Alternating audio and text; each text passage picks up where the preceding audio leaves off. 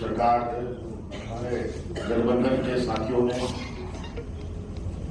और वर्तमान सरकार ने जनता के लिए एक आउटलाइन ड्रॉ किया है। उनमें जो 7 प्रमुख पॉइंट हैं वो है, पहला नंबर जो गारंटी है हम लोगों का 1932 आधारित खतियान की, और 1932 के खतियान पर आधारित स्थानीय नीति लाया जाएगा। फिर से सरना धर्म कोड को फिर से केंद्र को भेजा जाएगा। तो हम लोगों ने तो अभी भेज ही रखा है और उस पर ये कुंडली मार के बैठ गए हैं, और फिर से हम लोग इसको इस राज्य में यहाँ के आदिवासियों के संरक्षण के लिए काम करेंगे।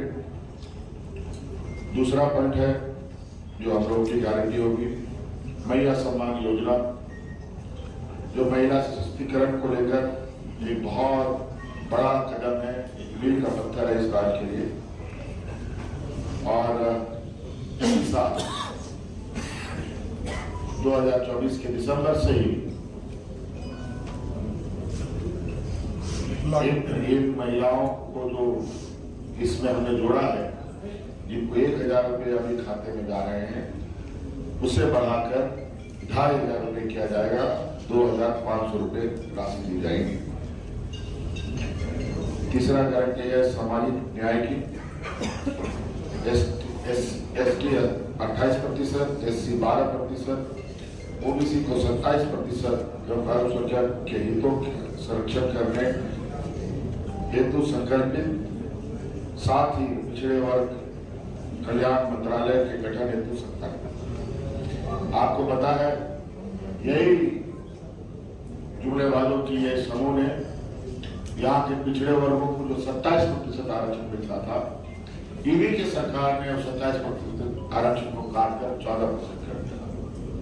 हम लोगों ने अपने सरकार में इसको प्रयास किया कि पुनः 27% मिले, लेकिन इस हमारे कार्रवाई पर भी ये कुंडली मार के बैठ गए। हम लोग फिर से इसका प्रयास करेंगे ताकि इस राज्य के हमारे ओबीसी समुदाय को उनके उनका हक अधिकार मिल सके। राशन वितरण 7 केजी प्रति व्यक्ति किया जाएगा। और 5वां गारंटी है रोजगार एवं स्वास्थ्य सुरक्षा।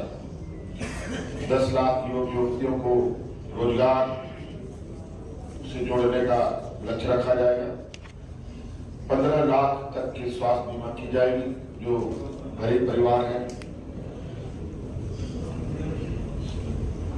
और छठा है शिक्षा की गारंटी, और चौथा है किसान कल्याण, जिसमें एमएसपी को हम लोग और अधिक बढ़ाएंगे। जो 2400 रुपये है, उससे अधिक बढ़ा करके हम लोग 3000 रुपये से भी अधिक ले जाने का हम लोग का प्रयास है। और इसमें साथ साथ में जो वन उपज है, आपको मालूम है कि सरकार ने एक फेडरेशन भी बनाया है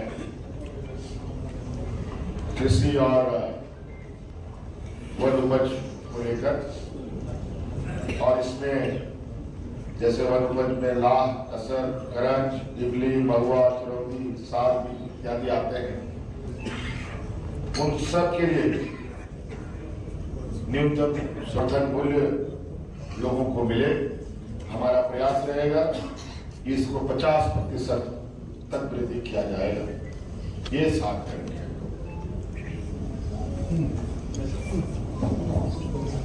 एक गारंटी तो पढ़ ली, और इसके बाद मैं आखिरी बात आपसे बोलूँगा कि अब तक कम से कम हम जो बोलने के बाद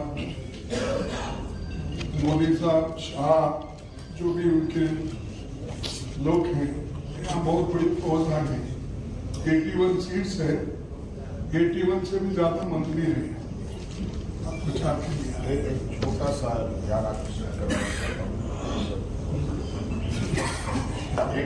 सा ध्यान कराना चाहूंगा आप लोगों को। आप लोग को एक घटनाक्रम मालूम है कि नहीं मालूम है, हम लोग को लगातार चुनाव आयोग की कंप्लेन और शिकायत करते जा रहे हैं। हेट स्पीच को लेकर के हम लोगों ने चुनाव आयोग के दरवाजे भी खटखटाए, चुनाव आयोग कान में तेल डाल के बैठे हुए हैं। खैर अब उनका राज चल रहा है। एक बड़ा विचित्र बात मुझे कल परसों रात की घटना मेरे संज्ञान में आया कि यहाँ पर चुनाव आयोग द्वारा देश के विभिन्न कोने से फोर्स को यहाँ लाया, डिप्लॉय किया गया है। बड़े तादाद में यहाँ फोर्स आए हुए हैं अलग अलग जिलों में, और अभी जो मुझे जानकारी कल मिली कि सिमडेगा जिला में आधी रात को वो जवान अपने कैंप से बाहर निकलते हैं और पूरे शहर में AK-47 से गोली चलाते हैं। ये कहीं ना कहीं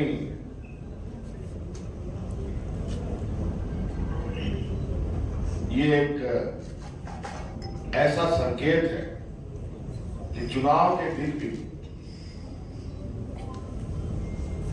एक प्रकार मतदाताओं को डराने धमकाने, ये बात चुनाव आयोग को सुनिश्चित करना चाहिए कि वो किस तरीके के फोर्सों को, पदाधिकारियों को डिप्लॉय कर रहे हैं।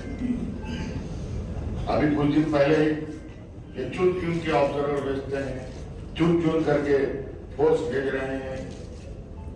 कुछ दिन पहले ये जमशेदपुर में एक घटना घटा, ऑब्जर्वर के खिलाफ शिकायत की गई, उस ऑब्जर्वर को हटाना पड़ा।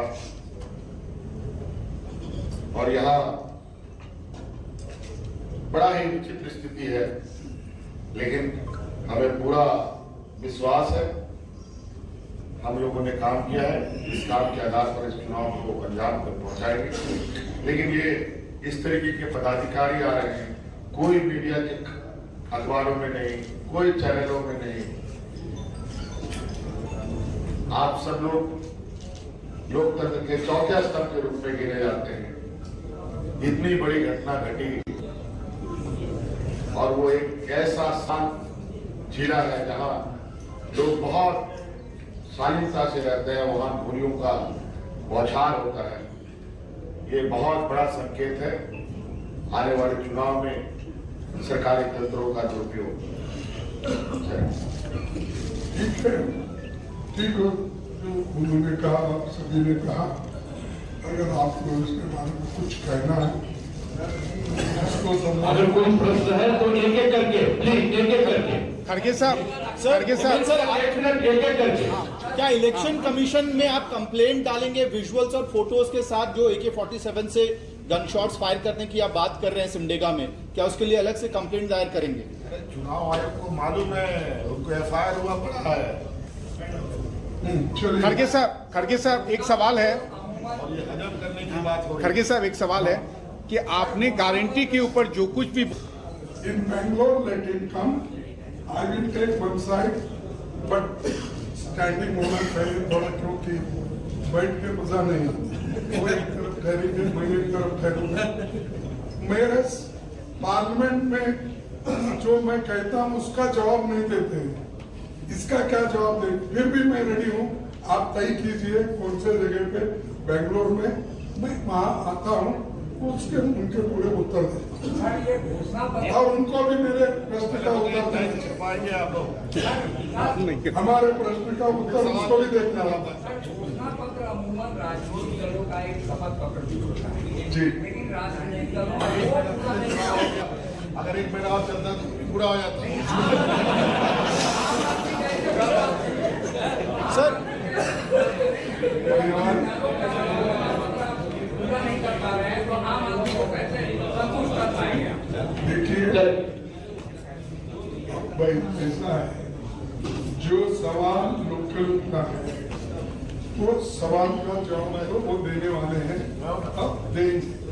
लेकिन मैं इसलिए सवाल का जवाब देना पड़ा मुझे, मैं गारंटी थे मोदी साहब बेंगलोर की बात आकर यहाँ पर आपकी पार्टी ने किया था, आपकी पार्टी ने मेरी पार्टी के जो भी प्लीज नहीं एक सवाल पूछे बोलो।